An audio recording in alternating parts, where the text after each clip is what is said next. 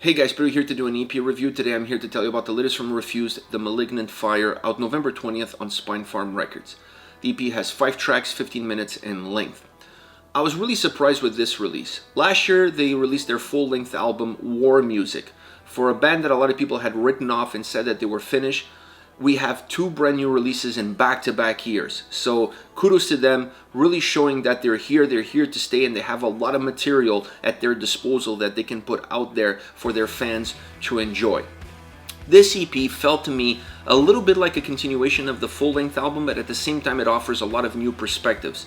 And that is an interesting approach. They continued on what they left off, but then they added upon it to really create something different. So by the time you start this EP to the time you finish it, you could see growth musically as far as the songs are concerned. You can see some elements migrating from one song to the other, and then migrating from that song into the next song. And there's an evolution, there's a growth that is definitely present across all 5 tracks. So starting off the EP with Malfire, one of the songs that was released in War Music, is perhaps the best way possible to get the fans introduced to this release, because it's a song that people will be familiar with. There's a sense of comfort in it, and then you can start to change, you can start to morph and show a different side of the band, perhaps a side that we're going to get more of in the future.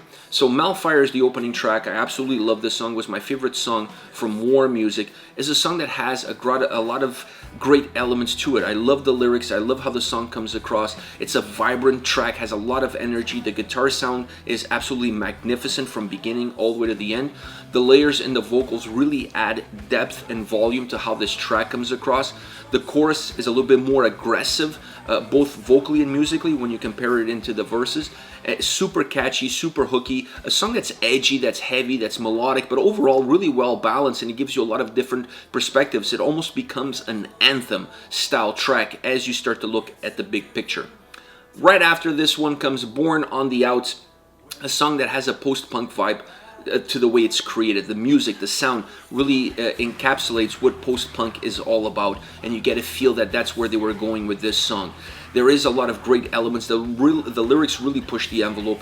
I felt that this is perhaps one of the ones that you feel that the lyrics are a little bit more abrasive. They're not a band that hides the content of the lyrics or tries to be metaphorical when they're putting songs together. But on this song, I felt that they left everything out there. They were a little bit more direct in their approach. They talk about oppression, they talk about fascism, and they really don't hold back at all, as you can feel it and as you can hear it as you progress through this song and the lyrical content that it has to offer. It has a punch. It's a song that has a lot of grittiness. The bass on this track is absolutely phenomenal. I really felt like it added a lot of substance. It added a lot of depth to the overall experience of the track musically. And it's a song that stays groovy, stays edgy, moves around a lot. The guitars have a little bit of a bravado in them. They really push themselves to the forefront a lot of the times. A song that comes in waves, so you get this sense of coming and going. Is a song that has a lot of dynamic elements, that moves really well. And it has a very intense chorus, a chorus that really stays with you. And it has incredible elements, both musically and vocally in them. Next, Organic. From the previous track to this track, I felt that they moved the bass line. The bass line is once again very predominant in this song. Having said that, it changed ever so slightly to a more slumbering tone. It has more of a deep feeling to it. It drags itself along, is perhaps not as groovy. It's there, but it offers a different perspective. It offers a different look, a different feel, and overall changes the dynamic and changes how this song comes across. I love how it simmers. It's a track that really has its time. It has its way of coming across. It has its way of moving, specifically in the verses. It really simmers in the verses and then absolutely explodes in the chorus. It has a more dynamic approach as far as the chorus is concerned.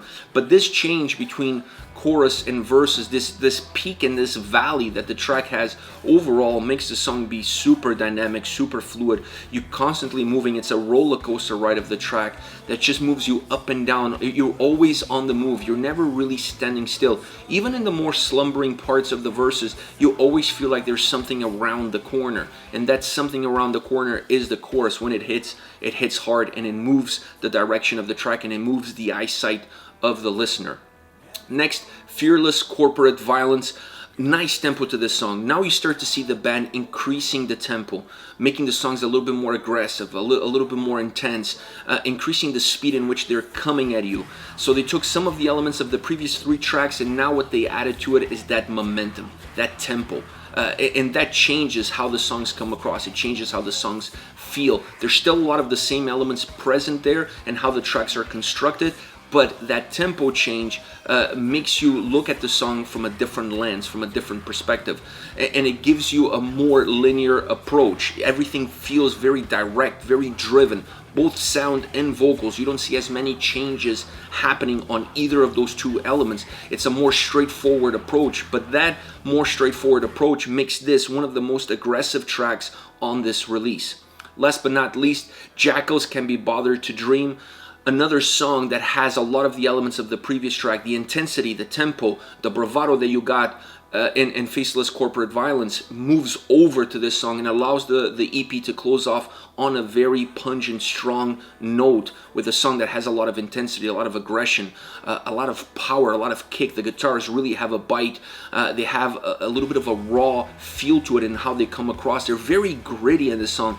They don't offer a wall of sound. They have more of a gritty presence that just really penetrates, finds every nookie, cranny, every crack within the song, and it fills it with this incredible volume, with this incredible heaviness. It has a different presence. It's a song that has an edge to it, but it's a very rough edge in how it's constructed and then in how it's delivered.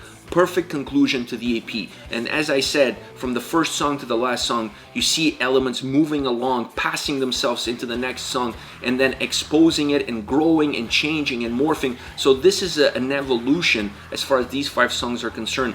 Where you start is definitely now where you finish, even though some of the elements are exactly the same across all 5 songs. Really interesting release by Refuse, really interesting EP. Now let me know your thoughts on the band, on the singles, on the EP, on the full-length album War Music. Use the comment section below. I'll be reading those and getting back to you. Take care, guys.